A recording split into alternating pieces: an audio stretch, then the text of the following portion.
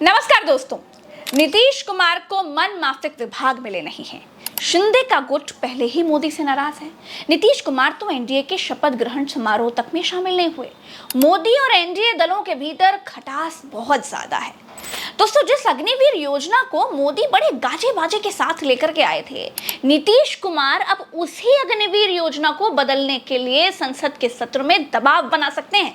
जी हाँ, क्योंकि नीतीश कुमार की पार्टी को मंत्रालय के नाम पर झुनझुना पकड़ा दिया गया है और ये बात नीतीश कुमार को पसंद नहीं आई है। देखिए, प्रज्ञा ऐसा है कि हम ग्रामीण पृष्ठभूमि से आते हैं और पुष्पेन जी भी पश्चिमी उत्तर प्रदेश मेरठ से आते हैं।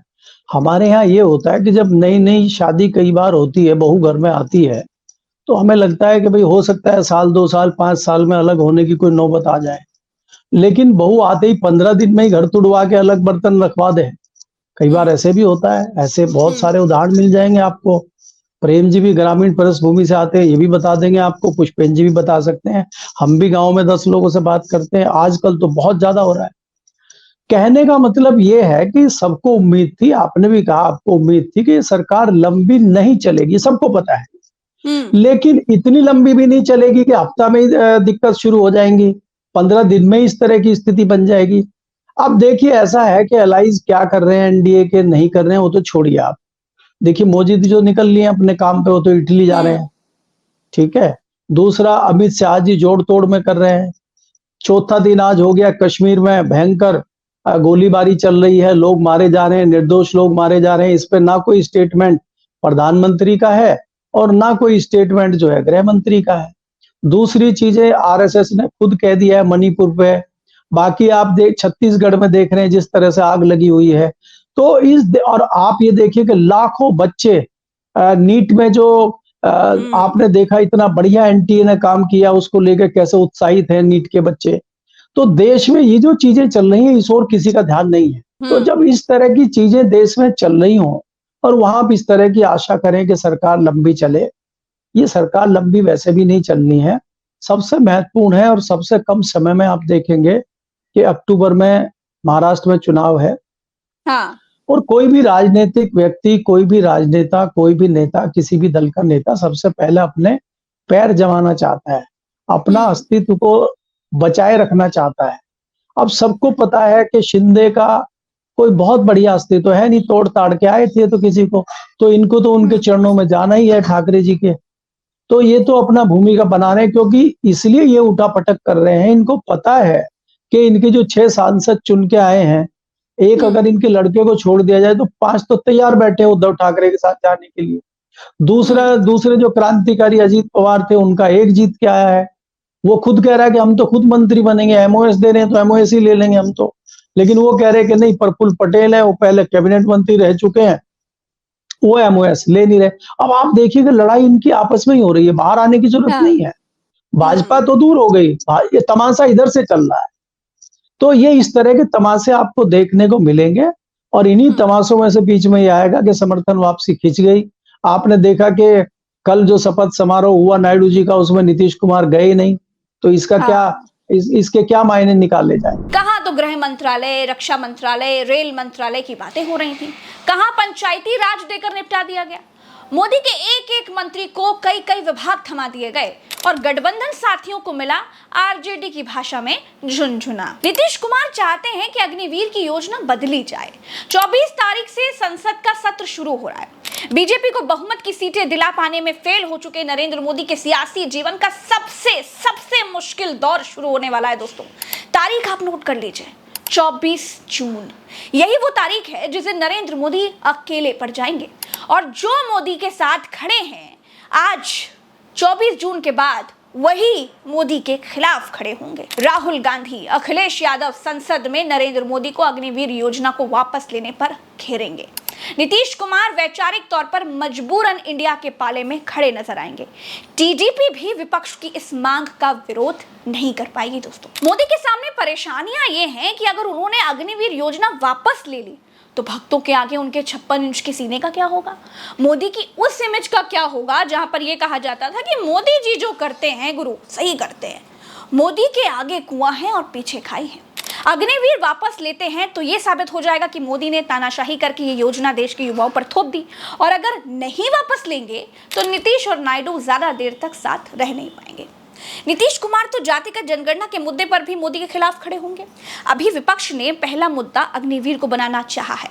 ये संसद शुरू होते ही नए सांसदों की शपथ होगी, उसके बाद ना भूचाल आ जाएगा, क्योंकि इस बार विपक्ष पहले से और भी ज्यादा मजबूती के साथ दिल्ली पहुंचा है। दोस्तों, ये पहली बार है जब भारत में कोई प्रधानमंत्री बना है और प्रधानमंत्री बनने के 10 दिन के भीतर सरकार की स्थिरता के बारे में चर्चा होने लगी है। और ये चर्चा इसलिए है क्योंकि नरेंद्र मोदी का अब तक का शासन करने का स्टाइल निर्णय थोपने का रहा है। चाहे 3 काले कानून का मामला हो, चाहे नोटबंदी का मामला हो, चाहे अन्न पर टैक्स लगाना हो, चाहे जीएसटी लगाना हो, जो मन में आया थोप दिया, किसी से कोई सलाम मशवरा नहीं। लेकिन पहली बार नरेंद्र मोदी गठबंधन के चक्कर में फंस गए हैं। अब पहली बार महामानव को मालूम होगा कि वो बायोलॉजिकल हैं। अभी तक वो इतने मनमाने थे कि खुद को बायोलॉजिकल मानने से इनकार करने लगे थे, परमात्मा के भेजे हुए दूत बनकर घूम रहे थे। दूसरी बात यह है दोस्तों कि 10 साल बाद लोकसभा में नेता प्रतिपक्ष की कुर्सी कांग्रेस को मिलेगी। 2014 और 2019 में विपक्ष के पास इतनी सीटें नहीं थीं कि वो नेता प्रतिपक्ष बन सके। संसद की वेबसाइट पर लीडर ऑफ अपोजिशन सर्च कीजिएगा, वहां अब भी आखिरी एंट्री सुषमा स्वराज जी के नाम की दर्ज है, जो 2009 से 2014 तक लोकसभा में नेता प्रतिपक्ष थी। पिछले 10 साल से लोकसभा में नेता प्रतिपक्ष का पद खाली है, क्योंकि 2014 के बाद से किसी भी विपक्षी दल के 54 सांसद नहीं जीते थे। मावलकर नियम के तहत नेता प्रतिपक्ष बनने के लिए लोकसभा की कुल संख्या का 10% यानी 54 सांसद होना बड़ा जरूरी होता है। यानी बीते 10 सालों की अपेक्षा में इस बार विपक्ष ज्यादा मजबूत है। इस बार विपक्ष में राहुल गांधी, अखिलेश यादव, डिंपल यादव, तनुज पुनिया, उज्जवल रमण, अफजाल अंसारी, महुआ मोइत्रा, मीसा भारती जैसे धुरंधर वक्ताओं की फौज पहुंची है, जो सरकार से बड़ी मजबूती से सवाल पूछेंगे और जवाब देने के लिए मजबूर कर देंगे। अब सैकड़ों सांसदों को सस्पेंड कराने की हिम्मत महामानव ला नहीं पाएंगे। मन की बात करने वाले महामानव को संसद में अब सुनना होगा और अपने एनडीए के सहयोगियों की भी बात सुननी होगी। नीतीश कुमार खुश या नाराज भावना के हिसाब से नहीं होते, वो रणनीति के हिसाब से होते हैं। और जब कभी भी वो संवाद तोड़ने लगते हैं तो इसका मतलब होता है कि वो एक बड़ा निर्णय लेने वाले हैं। तो ये संवाद तोड़ना हर समय देखा गया है, जब उन्होंने इंडिया गठबंधन तोड़ा तब भी, जब एनडीए छोड़ा था तब भी।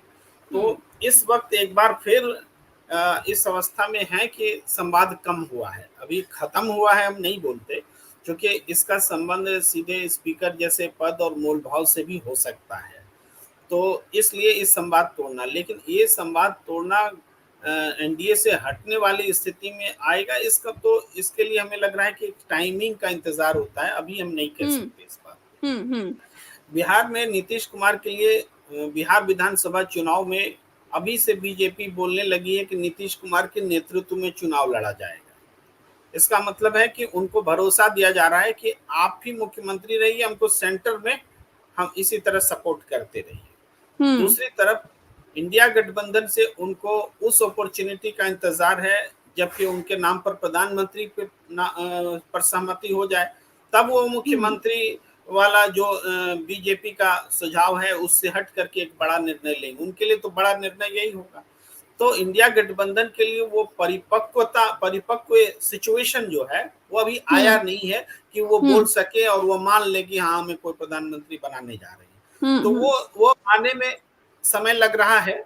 और मुझे लगता है महाराष्ट्र की राजनीति जो है, महाराष्ट्र का चुनाव, उसके नतीजे, इवन हरियाणा और झारखंड के भी चुनाव नतीजे जब आएंगे तो उससे पहले भी राजनीति जो है एक तरह से अपने आप को रीस्ट्रक्चर करेगी और उसके तुरंत बाद भी वो रीस्ट्रक्चर करेगी। मतलब क्या एनडीए पर भूचाल आ रहा है चुनाव से पहले, विधानसभा चुनाव से पहले, ऐसा कह रहे हैं आप? चुनाव से पहले जैसे एनसीपी के में बहुत सारे एमएलए जो हैं अजित पवार के, वो जुड़ सकते हैं, विधानसभा चुनाव लड़ने जाएंगे, वो जीतेंगे ही नहीं अजित पवार के साथ, तो वो शरद पवार के साथ जाएंगे। अब जैसे जाएंगे तो वहां की सरकार के स्थिरता पर प्रश्न आ जाएगा।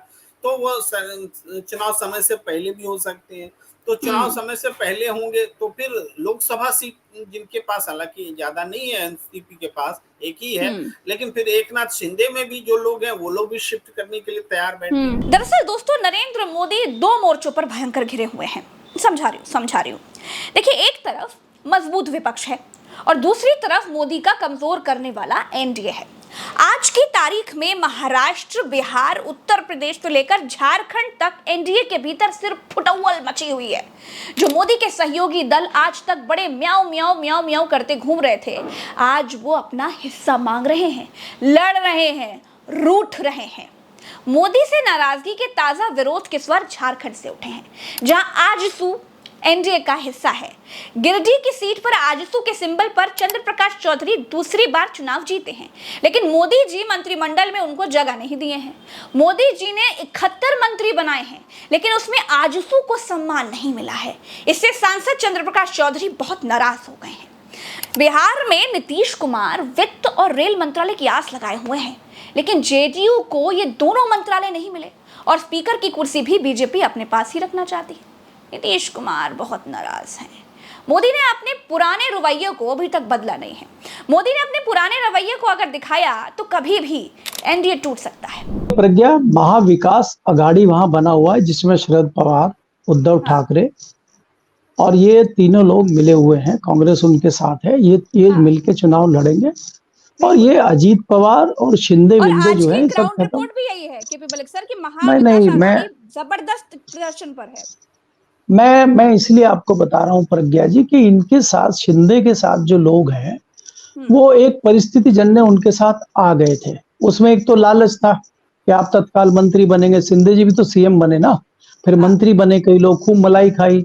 दूसरा, जो कई लोग जाना भी नहीं चाहते थे, उनके पीछे तोते लगे हुए थे, सीबीआई, ईडी। तो अब ना तो तोते लगे हुए हैं, ना अब कुछ पद मिलना है। तो 90% लोग जो इनके साथ हैं वो सब जो शरद पवार के थे उधर निकल लेंगे और उद्धव ठाकरे के थे वो उधर निकल लेंगे, क्योंकि सबको पता है कि इनको कुछ होना तो है नहीं आगे। तो इनको भी पता है, ये शरद पवार को और शिंदे को, कि जो मिलना था, जो होना था, वो हो चुका। अब इनका राजनीतिक अस्तित्व खत्म होने जा रहा है। तो ये 70 बताएं, ये 500 बताएं, इनके बताने से कुछ नहीं होना। बताने को तो लोग बहुत कुछ बताते हैं यहाँ, है ना। तो अब ये है कि इनका कुछ होना जाना है नहीं। महाविकास अघाड़ी मिलकर वहां चुनाव लड़ेगा।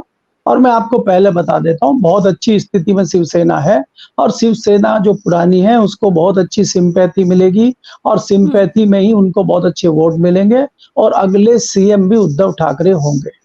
और मुझे नहीं लगता कि इसमें शरद पवार बहुत ज्यादा अंदर घुसेंगे। शरद पवार का इंटरेस्ट भी इस प्रदेश को लेके नहीं है और कांग्रेस का इंटरेस्ट भी नहीं।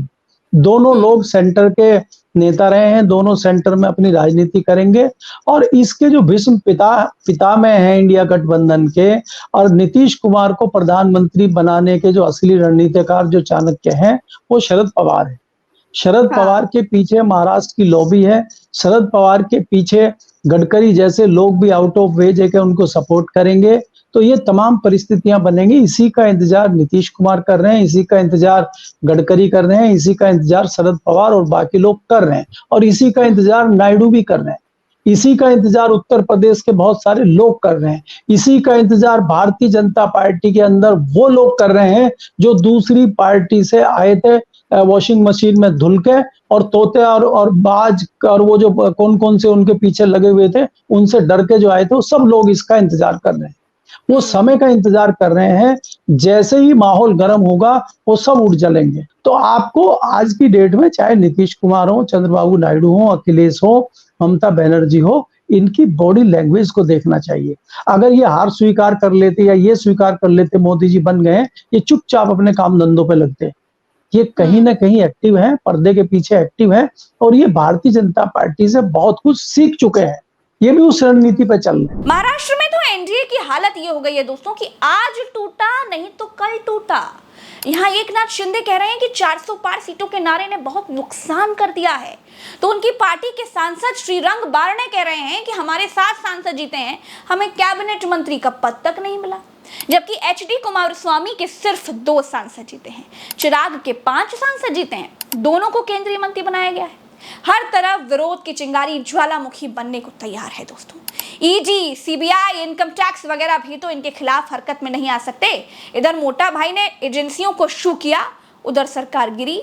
आज की तारीख में आगे कुआं पीछे खाई की स्थिति है।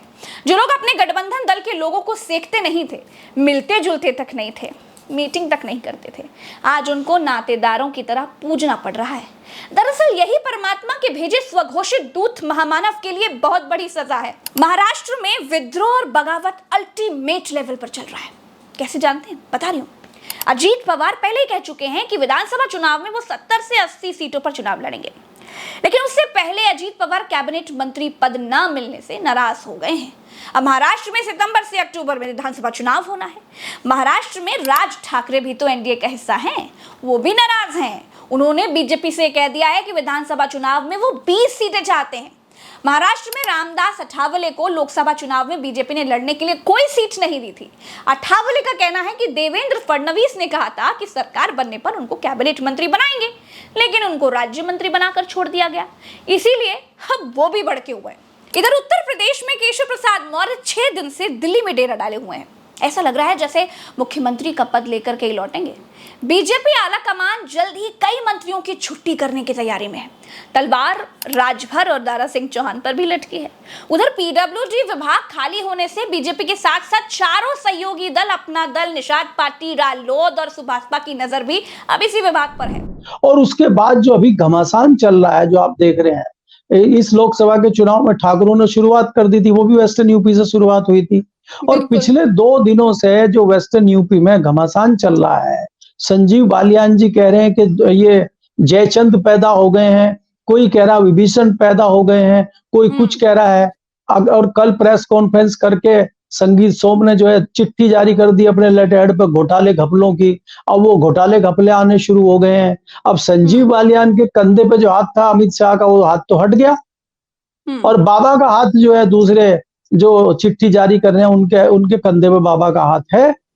अब ये जो संग्राम चल रहा है, संगीत सोम का संग्राम, अब ये कहाँ जाके रुकेगा? और दूसरा एक सवाल यहाँ हाँ, वो जो संजीव बालियान के चेले हैं, जिनके ऊपर उन्होंने आरोप लगाया कि ऑस्ट्रेलिया में जमीन खरीदवा के यही आए हैं, उन्होंने एक 10 करोड़ का नोटिस संगीत सोम को भेज दिया है। अब संगीत सोम उसका जवाब देंगे। और दूसरा जो है, भाजपा इसका मजा ले रही है। और हम जैसे सवाल ये पूछते हैं कि भैया जो सीटें भाजपा हारी है, वहीं भीतरघात हुआ है, या जो जीती है उन पे भी कुछ हुआ है? उन पर नहीं हुआ शायद, जीती हुई पे, क्योंकि वो तो जीत गए आप। भीतरघात तो वहां भी हुआ होगा। बीजेपी में करीब 5 से 6 नेता इस पद के लिए जुगाड़ लगा रहे हैं। उत्तर प्रदेश में जयंत चौधरी को भले ही मंत्री बना दिया गया हो, लेकिन मंत्रालय मन मुताबिक नहीं है। तो संगीत सोम भी जयंत चौधरी को खरी खोटी सुना चुके हैं। बोले जयंत चौधरी के आने से बीजेपी को कोई फायदा ही नहीं हुआ। संजीव बालियान और संगीत सोम के बीच की लड़ाई भी बहुत ज्यादा बड़ी हो गई है। दोनों का झगड़ा थाने तक पहुंच गया है। नरेंद्र मोदी ने कभी नहीं सोचा था कि सिर्फ बहुमत न मिलने पर उनके सामने इतनी बड़ी बड़ी मुसीबतें खड़ी हो जाएंगी कि 5 साल तक सरकार चलाने का दावा करने वाले नरेंद्र मोदी के लिए सरकार का पहला महीना पार करना तक मुश्किल हो जाएगा। दोस्तों, नरेंद्र मोदी हो या अमित शाह, दोनों बस यही कोशिश कर रहे हैं कि किसी भी तरीके से संसद वाले संकट से निपटा जाए। बाकी मुश्किलों को तो बाद में देख लेंगे, क्योंकि अगर सत्र में ही नीतीश और नायडू भड़क गए तो मोदी जी के लिए सावन तक सत्ता में रहना भी मुश्किल हो जाएगा। अभी के लिए इतना ही, चलते हैं। राम राम, दुआ सलाम, जय हिंद। चैनल को सब्सक्राइब जरूर कीजिएगा और वीडियो को शेयर करना तो कतई मत भूलिएगा। शेयर करेंगे तभी तो सच दौड़ेगा। दीजिए इजाजत, नमस्कार।